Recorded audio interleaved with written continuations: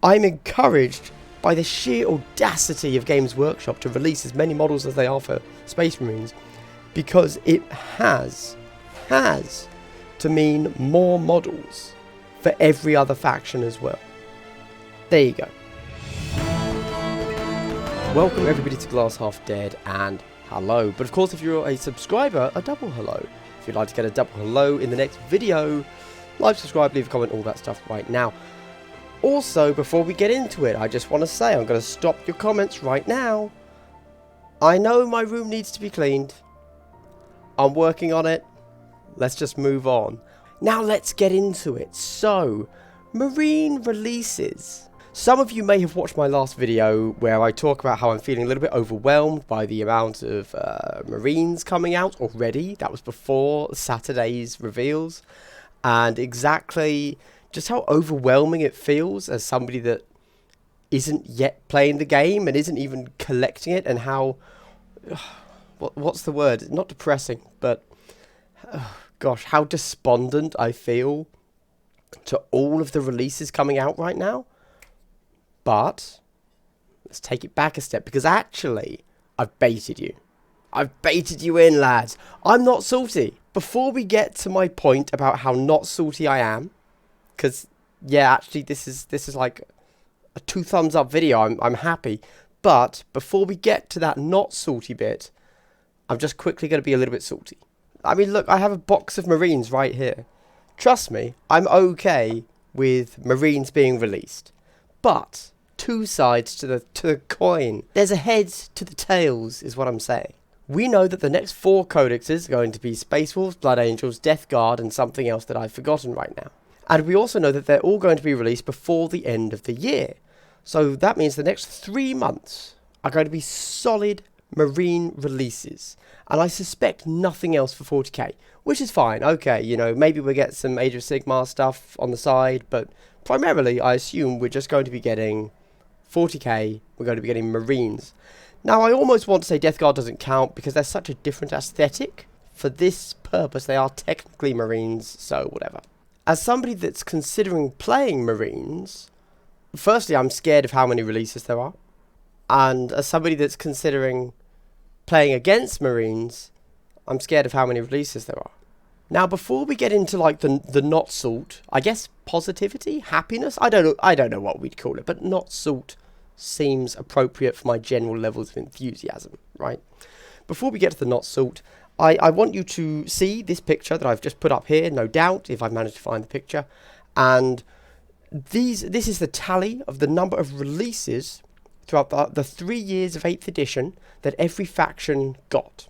Some of them got 0. Some of them got more than 0. Some of them were Space Marines. Keep this picture in mind as like the counter argument to all the not salt I'm about to say. Just remember, this is what GW has done. Okay? So everything I'm about to say is speculation and a guess. You can only judge a horse by the races it's run. So maybe I'm talking out of my... Firstly, I'm a little bit psyched for the Space Marine releases. Just let's get that out there straight away. It looks like Space Marines are going to get a lot of cool looking vehicles. Everything they have is getting upscaled. It looks cooler. I like the Primaris Marines. I think they look better than Mini Marines. I've always liked the Land Speeder that you could buy, you know, for the Mini Marines. Like, I've always thought that's a really cool model. But I've never bought it. I've never owned it. And now that I know it's getting an update, I might buy it. I also might buy a smaller one. I just think that's a cool model in general. Nice. But moving on from Marines, because that's what this video is really about, I'm cautiously optimistic. Because we know that Games Workshop, we know 2 things, okay? We know that GW or the playtesters, sorry, have said that all factions are going to be at the same kind of power level. They're all going to be balanced, right? And we're now seeing just how strong Marines are. Typically, GW gives better rules to newer models. You know, fine. That's how you sell models, partly. So it's like, okay, newer models, slightly better rules, cool, let's go for that. All of these new Marine releases are really good. Just even if you ignore the new releases, Marines really strong. So, every other faction, assuming the playtesters aren't lying to us, which I'm happy to say, you know, I'm sure they're not, is going to be at the same power level as these new Marines we're seeing. That's super exciting. Okay, pin in that. pin in that. Next fact.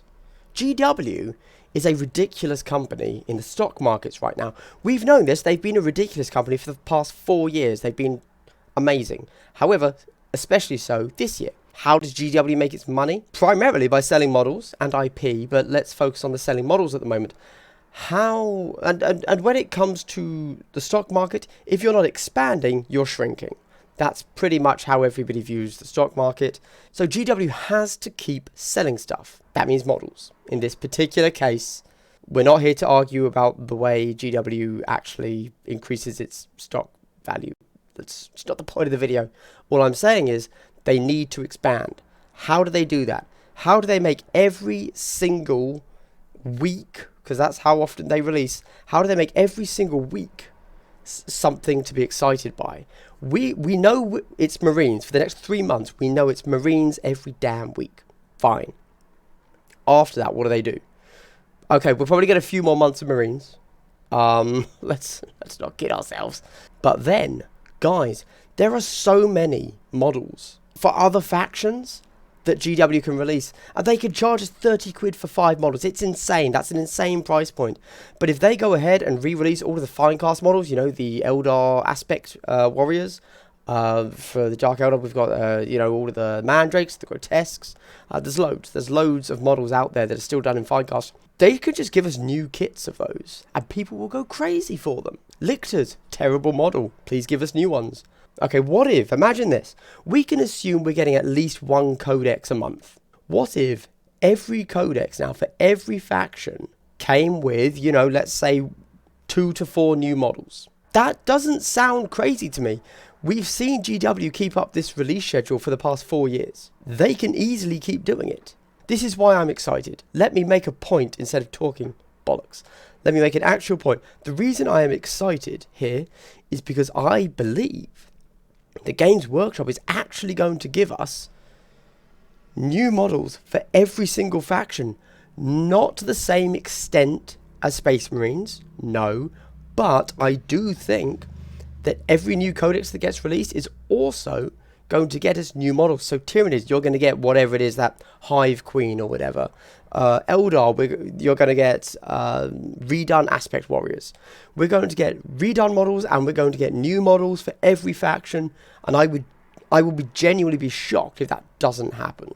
And on top of that, I do believe that as every codex releases and comes up to the same power level as Space Marines are at the moment, I think that in itself is also going to drive sales, which is going to increase the popularity of other factions, which will then, in the future, will factor into how much GW pays attention to them. So, there you go. That's what I'm saying. I'm encouraged by the sheer audacity of Games Workshop to release as many models as they are for Space Marines, because it has to mean more models for every other faction as well. There you go. And so my question to you has to be, do you think I'm suffering from Stockholm Syndrome? Do you think I'm making this up? Are you terrified of Marines at the moment, either the number of releases they're getting or just how powerful they are in the game? I will point out I haven't actually faced against Space Marines yet, by the way. I'm